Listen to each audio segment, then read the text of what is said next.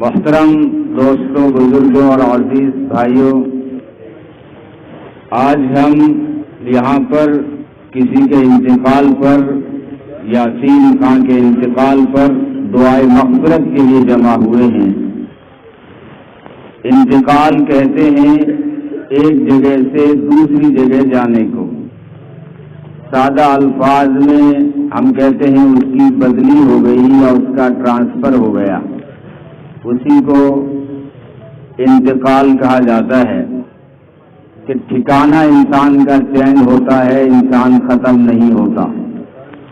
انسان عالم ارواح میں بنا، پھر وہاں سے عالم دنیا میں آیا، اور عالم دنیا سے عالم برزخ چلا جاتا ہے، اور عالم برزخ سے عالم محشر میں کھڑا کیا جائے گا۔ پھر یا جنت ہے یا دوزخ ہے، لیکن انسان ختم نہیں ہوتا، اس کے ٹھکانے چینج ہوتے ہیں۔ تو اس دنیا سے بدلی سب کی ہوگی، ٹرانسفر سب کا ہوگا۔ جو ڈیوٹی صحیح نبھا رہے ہیں ان کی بھی بدلی ہوگی، جو ڈیوٹی صحیح نہیں نبھا رہے ہیں ان کی بھی بدلی ہوگی۔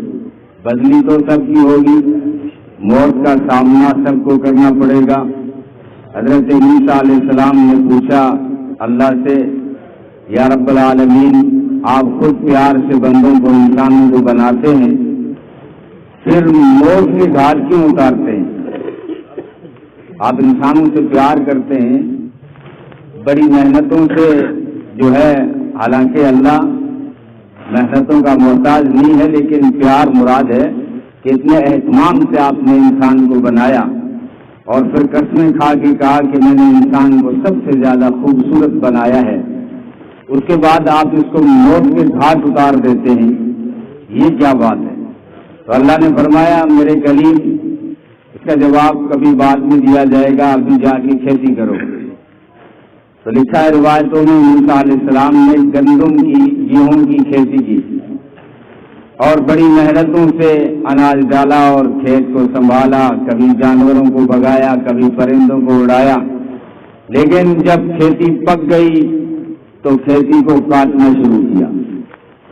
جب کاٹنا شروع کیا تو پھر اللہ نے سوال کیا، میرے کلیم، ان پودوں کو، اس کھیتی کو آپ نے بڑے پیار سے، بڑی محنتوں سے جو ہے لگایا تھا، اب آپ خود ہی کاٹ رہے۔ تو کہا یا اللہ، یہ پک چکی ہے، جو پک چکی ہے میں اسی کو کاٹ رہا ہوں۔ تو فرمایا میرے کلیم، تم نے سوال کیا تھا کہ انسانوں کو پیار سے بناتے ہو اور پھر موت کی درامدی سے کاٹتے کیوں ہو؟ تو اس کا بھی یہی جواب ہے، میرے یہاں جس کی کھیتی، جس کی عمر پک چکی ہوتی ہے، اس کو میں کاٹ دیتا ہوں، لیکن جس طرح انسان اور کسان کو پورا اختیار ہوتا ہے کہ اپنے کھیت میں وہ پکے متیرے تو توڑتا ہی ہے، لیکن اگر کسان کھیت کا مالک چاہے تو وہ کچے لوہے بھی توڑ سکتا ہے۔ مجھے بھی اختیار ہے، میں چاہوں تو دودھ پینے والوں کو اٹھا دوں، میں چاہوں تو 80 سال کے بوڑھے کو اٹھا دوں، میں چاہوں تو جوان کو اٹھا دوں۔ یہ ساری کائنات میری بنائی ہوئی ہے، انسانوں کو میں نے بنایا ہے۔ مولانا تھانوی رحمۃ اللہ علیہ نے بڑی بہترین مثال دی ہے، تعزیت کے موقع پہ سننے جیسی ہے۔ فرمایا تم برتن لاتے ہو نا دکانوں سے، گلاسوں کا سیٹ، کپ کا سیٹ، کٹوریوں کا سیٹ، یہ مکمل سیٹ بالکل پیک ایک ساتھ ہوتا ہے، کئی جو ہے مدتوں وہ ایک ساتھ رہا، وہ مارکیٹ میں ایک ساتھ رہا، فیکٹری میں کئی دن ایک ساتھ رہا، پھر شہر اس نے بدلے، لیکن اس نے اپنی جدائی نہیں چھوڑی۔ لیکن جب تم اپنے پیسوں سے اس کو خرید کر اپنے گھر میں لاتے ہو تو جو ہے سب میں جدائی ڈال دیتے ہو، اس پیکٹ کو کھولتے ہو، آدھے گلاسوں کو اوپر والی الماری میں رکھتے ہو، آدھے کو نیچے والی الماری میں رکھتے ہو۔ اگر کوئی مہمان آ کے سوال ڈالے، ارے ظالم یہ کیا کر دیا تو نے، گلاسوں میں جدائی ڈال دی، بعضوں کو اوپر رکھ دیا، بعضوں کو نیچے رکھ دیا، حالانکہ یہ کئی سال ایک دکان میں ساتھ رہے ہیں، تو وہ گھر کا مالک جواب دے دے گا، آپ مہمان ہیں، میں آپ کی عزت کرتا ہوں، لیکن یہ گھر میرا ہے، گلاس میرے ہیں، تمہیں اختیار نہیں ہے، میں چاہے اوپر والی الماری میں رکھوں چاہے نیچے والی الماری میں رکھوں۔ اللہ فرماتے ہیں سارے انسان میرے بنائے ہوئے برتن ہیں، میری الماری کے بھی دو خانے ہیں، ایک اوپر والی الماری ہے جس کو آخرت کہتے ہیں، ایک نیچے والی الماری ہے جس کو دنیا کہتے ہیں۔ میں جس سے چاہتا ہوں نیچے والی الماری میں رکھ دیتا ہوں، میں جس سے چاہتا ہوں اوپر والی الماری میں رکھ دیتا ہوں۔ آپ جا کے ہاسپٹل میں جا کے دیکھ لیجئے، دنیا سمجھ میں آ جائے گی۔ اس جو ہے وارڈ میں چلی جائیے جہاں آپریشن تھیٹر آپریشن ہوتا ہے، تو وہاں پہ آپ دیکھو گے کوئی رو رہا ہے، دادی چلی گئی، نانی چلی گئی، دادا چلا گیا، چچا چلا گیا۔ لیکن اسی ہاسپٹل کے دوسرے ڈپارٹمنٹ میں جائیے جہاں پہ بچوں کی ولادت ہوتی ہے اور جنم ہوتا ہے، وہاں پہ سب مسکرا رہے ہیں کہ نواسا ہو گیا، پوتا ہو گیا، بھتیجا ہو گیا، بھانجا ہو گیا، بیٹا ہو گیا۔ یہ دنیا کی حقیقت ہے کہ انسان ایک سیکنڈ میں 5-6 دنیا میں آ جاتے ہیں اور ایک ہی سیکنڈ میں 3-4 لوگ دنیا سے چلے جاتے ہیں۔ یہ تو بہت پہلے ناسا والوں نے اس کا ریسرچ کیا تھا۔ تو یہ دنیا ہے، یہاں سے سب کو کوچ کر جانا ہے۔ جب میں کہا کرتا ہوں، جب فاطمہ کے ابا صلی اللہ علیہ وسلم جب اس دنیا میں نہیں رہے، محمد عربی صلی اللہ علیہ وسلم، تو اب یہاں کس کا ابا رہے گا؟ جب امی عائشہ کا شوہر نہیں رہا تو اب یہاں کس کا ہسبینڈ رہے گا؟ یہ اللہ کا بنایا ہوا ضابطہ اور قانون ہے کہ اس قانون سے سب کو گزرنا ہوگا۔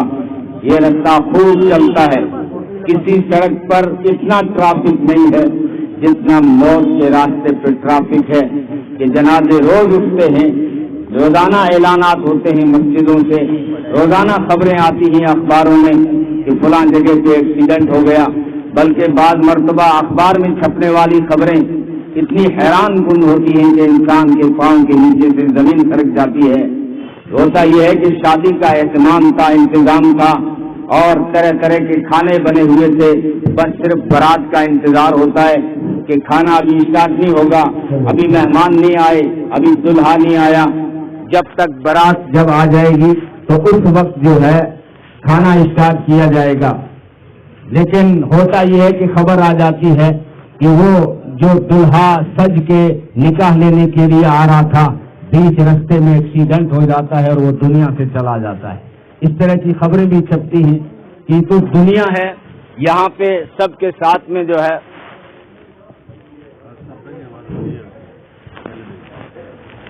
تو یہ اس قانون سے سب کو گزرنا پڑے گا، یہ اللہ کا بنایا ہوا ضابطہ ہے۔ امی عائشہ صدیقہ رضی اللہ تعالیٰ عنہا فرمایا کرتی تھی، لو کانت الدنیا تدوم لواحد لکان رسول اللہ صلی اللہ علیہ وسلم فیہا مخلدا، کہ اگر اس دنیا میں کوئی ہمیشہ رہتا تو میرے آقا محمد عربی صلی اللہ علیہ وسلم رہتے۔ جب وہ نہیں رہے اس کائنات میں تو اب کسی اور کو رہنے کا کوئی حق نہیں ہے۔ سب کو اپنے ٹھیک وقت پہ یہاں سے کوچ کرنا ہوگا، یہاں سے جانا ہوگا۔ یہ اللہ کا بنایا ہوا ضابطہ ہے، اللہ کا بنایا ہوا اصول ہے۔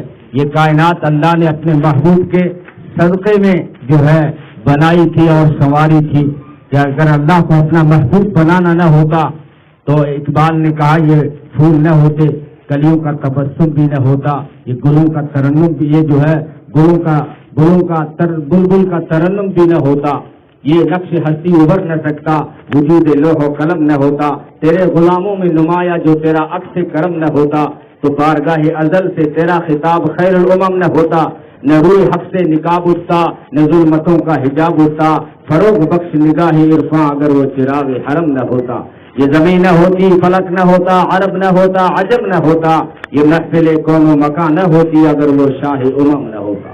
تو ہم تو ان کے صدقے میں آ گئے، آواز بڑھا دیں تھوڑی، ہم تو ان کے صدقے میں آ گئے۔ تو اللہ نے جن کے لیے کائنات کو سجایا سنوارا، ان کو بھی اس ضابطے سے اور اس قانون سے گزرنا پڑا۔ حالانکہ وہ ہستی ایسی ہستی تھی کہ ان کو جنت الفردوس میں سلایا جاتا، لیکن اس کا ضابطہ دیکھیے کہ ان کا مرکز مدینے میں موجود ہے، جو دنیا کا پیغام دے رہا ہے کہ جس کے لیے دنیا بنی تھی وہ مرکز میں سو رہے ہیں، تو تم باہر زیادہ دنوں تک نہیں ٹھہر سکتے، تم اس دھرتی پہ زیادہ دیر تک نہیں مٹک سکتے۔ یہ کائنات میں نے کسی اور کے لیے بنائی تھی، تم ان کے صدقے میں